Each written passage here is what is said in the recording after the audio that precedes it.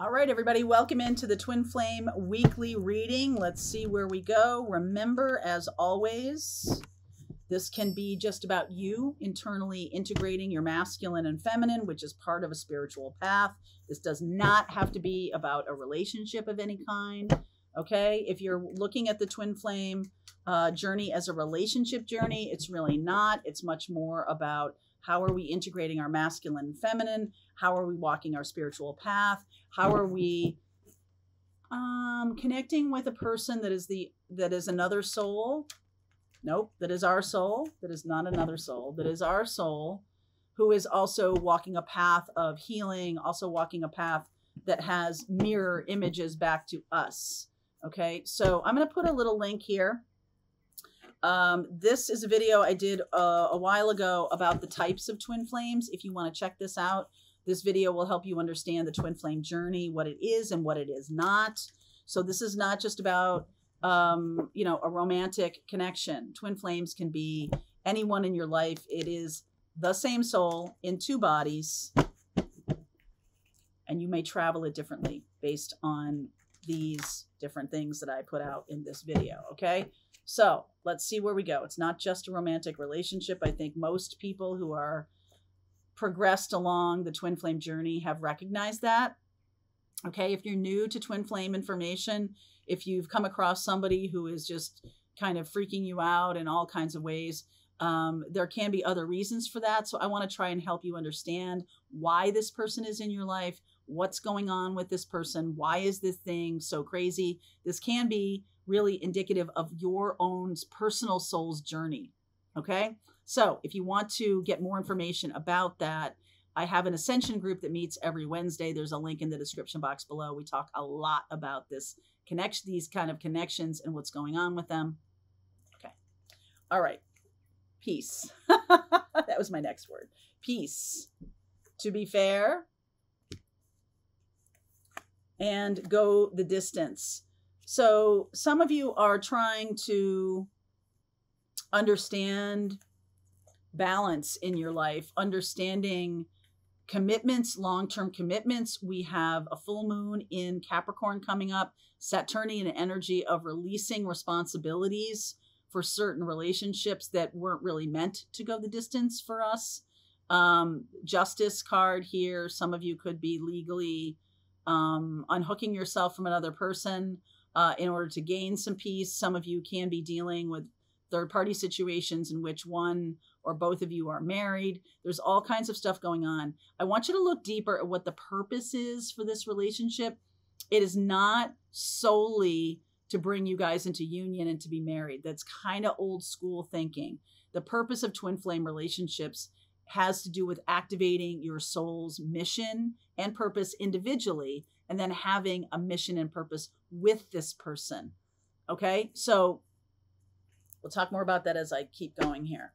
Let's look at the Divine Feminine for this week. What is going on with the collective, the Divine Feminine collective?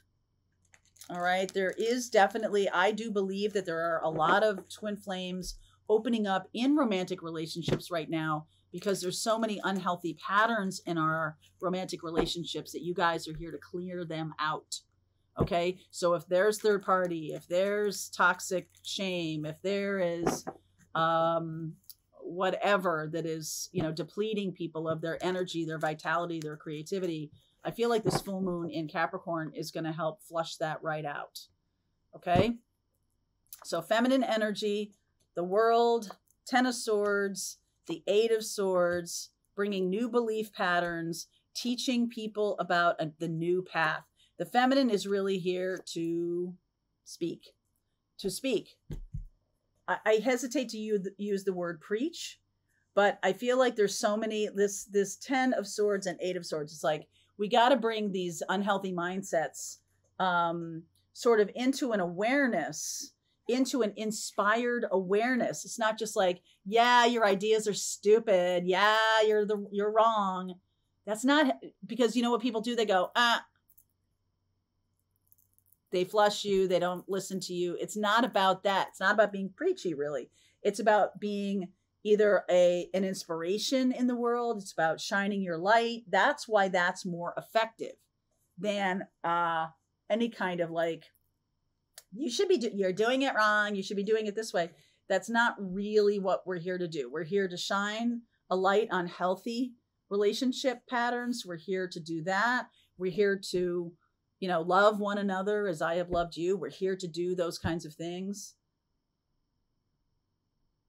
And that means holding space for someone's authenticity, their soul mission, their soul purpose, and allowing others to do what they're here to do, right? That's love, letting people be who they are authentically and not having expectations around something else. 10 of Wands, the Lovers, the Knight of Cups, 7 of Cups, King of Cups, 3 of Wands, and the 8 of Pentacles. The work is to release the burden of expectation, of creating expectations with people. And so there is a school of healing that does talk about, especially in attachment theory, when we're understanding how we are attached to the storylines we create about a person. Like, this is my person, and because they're my person, this is what it's supposed to look like, and this is how it's going to unfold. And when we do that, we kind of crush the creativity out of the relationship. And we also kind of leave ourselves really closed off to other gifts that this person is bringing to us. So I feel like the feminine is kind of getting that awareness that the expectations that they've had for a certain situation is because of themselves, right? Looking in the mirror, because of their own upbringing, their own belief systems. And it's like, real love, true love is allowing someone their own journey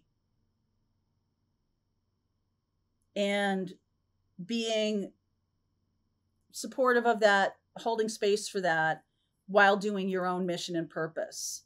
It can be about something like that you're seeing the humanity, the love in another person. You're excited for them to do what they're here to do. And you're excited about your own path. You're excited. The 8 of Pentacles, the 8 of Wands, there's this Page of Wands, this like, oh, wow, now I get it. An aha moment that it's not meant for you to serve me or me to serve you necessarily in an old school way. The new service is like, love someone so that they feel free. Okay. And I feel like that's a very confusing thing. I feel like the feminine, it may be cycling through this level of confusion about that. Like, what does it really mean to love somebody? What does it really mean to have them feel free? What does it really mean for me to feel free? What does it really mean for us to do our mission together if we're on the other side of the planet from each other? What does it mean for us to do what we're here to do if it's not in accordance with the kind of relationship that I expect? So the feminine is kind of grappling with that right now. Let's look at what the masculine is dealing with. This is for the collective. Okay, this is for the collective, the masculine collective. What are they dealing with? This doesn't have anything to do with gender. You can be a feminine appearing person and have masculine energy. Okay. You can be a woman and have masculine energy. You can be non-binary. You can, okay. So really it's about the wholeness of a person being masculine and feminine. That's where we're going. Okay. As a species. Underneath is this 2 of Cups, Page of Swords, the Chariot. Wow. Look at this. The 8 of Cups and the Wheel. That's really beautiful. So that is definitely a destined and fated message that the masculine wants to deliver to the feminine about how they feel. I've been seeing that for a while. I almost feel like the feminine may think that the masculine isn't coming toward them for all of those reasons I just stated. It's like, I want this person to feel free, and so I'm going to release my expectations around what they do. And ironically enough, just when you do that, the message of love comes through. If you have this set of expectations of like, this is where we're supposed to be right now, that message is not coming through. So look at that. 6 of Wands, 10 of Wands, again, mirroring each other. 5 of Swords, 8 of Swords. We saw that over here too. Three of Cups, Four of Swords, Knight of Pentacles. The masculine is overcoming this sort of expectation kind of thing because they feel free. They're liberated, right? They're liberated from this 10 of Wands and the 8 of Swords to do some healing here. The Knight of Pentacles is very much stable and reliable. Look at all this movement. I mean, that's kind of slow movement, but there's a lot of movement in these cards. The Chariot, the 8 of Cups, moving toward destiny, moving toward fate. I feel like this has to do with a reliable pattern of behavior. Maybe there has been some games in this masculine's world. Like this is what they think they're supposed to do, is play games or ghost people or breadcrumb people or something like that. And I just feel like they're being released from that expectation that it is for a masculine to be running away all the time. You know, the runner chaser thing. I feel like there's maybe a little bit of that going on, that they're finding that to be antithetical to love, that that's not really truly authentically who they are. And so they're like, you know, I have a message to deliver to my feminine that's very much about how I feel and what I want. I'm clear now. All right, so let's look at the collective, please. Or sorry, the connection between the masculine and the feminine. King of Cups. Underneath is this 3 of Wands, the Tower, the 4 of Pentacles, and the 4 of Swords. We're getting this wish granted here. So there is a sense of blowing apart expectations. All right. And the less expectations, the feminine, I feel like the feminine's really undergoing that. No more expectations. I'm going to just be in the energy of love. 3 of Wands. We got, yeah, 3 of Wands. That's a little bit of expectation.